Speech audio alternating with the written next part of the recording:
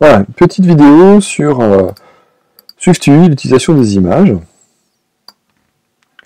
ici, on va aller utiliser une image que l'on récupère sur Internet pour pouvoir voir un peu ce qu'on peut en faire au niveau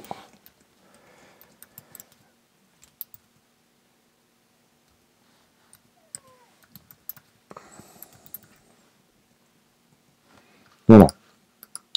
Donc là, on a récupéré une image, on l'a mis dans l'asset, puis là, j'ai utilisé donc l'objet image pour pouvoir indiquer la structure ici qui avait une vue. Alors là, c'est un peu embêtant, vous voyez, l'image, elle est collée en fond.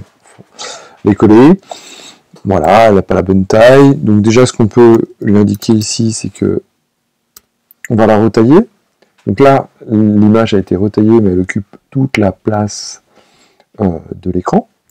Alors on va essayer quand même de la remettre ici à la taille. D'accord. Donc là, on l'a remis à la taille au ratio, donc sur la hauteur. Vous voyez, elle déborde un peu. Voilà. Alors nous, ce qu'on aimerait bien, c'est quand même une image soit retaillée, qu'elle ait la bonne proportion, mais qu'elle soit dans une frame, de façon à ce que on puisse la mettre dans un cadre dont on maîtrise complètement la taille. Donc là, c'est ce qu'on va faire en indiquant ici la frame. Alors attention, si on utilise deux choses, premièrement, voilà, ok. Donc vous voyez, première chose, si je mets l'image dans la frame avant de la rendre retaillable et resizable, donc déjà ça, il n'en veut pas.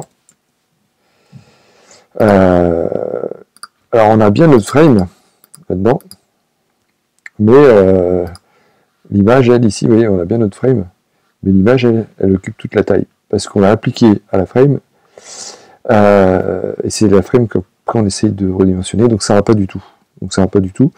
Donc la stratégie ici, c'est vraiment, on la retaille, on l'aligne, et après, seulement après, on peut la mettre alignée.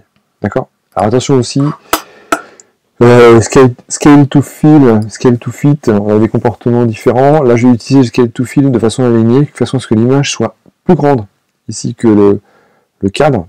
Parce que là, si on fait un scale to fit, vous allez voir que l'image ici, elle n'est pas plus grande, elle est vraiment incluse dans le cadre. Et on a un alignement ici gauche-droite. Alors que là, quand je vais faire ça, pourquoi? Parce que l'idée, après, c'est de pouvoir utiliser sur cette frame, parce que l'objet ici, c'est cette frame-là. L'objet ici, image resizable, donc même si l'image déborde, ce serait d'avoir que cette image-là. Donc ce qu'on va faire, c'est qu'on va appliquer un masque, de façon à cacher tout le reste. Donc là, on va appliquer un masque en utilisant ici un rounding rectangle. Donc la frame va être un masque dans lequel on va aussi utiliser donc le masque, ce sera un rectangle, et là on va lui appliquer un corner radius de façon à avoir des coins arrondis. Voilà, et là vous voyez, hop, tout de suite on a des coins arrondis. Alors on aurait pu aussi très bien utiliser ici un cercle.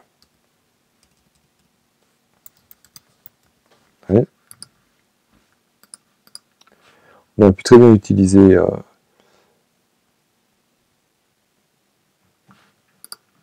cercle. Alors pourquoi il n'en veut pas? On va tester ça tout de suite. Certainement parce que, hop. Donc là, si on fait juste un masque, try again.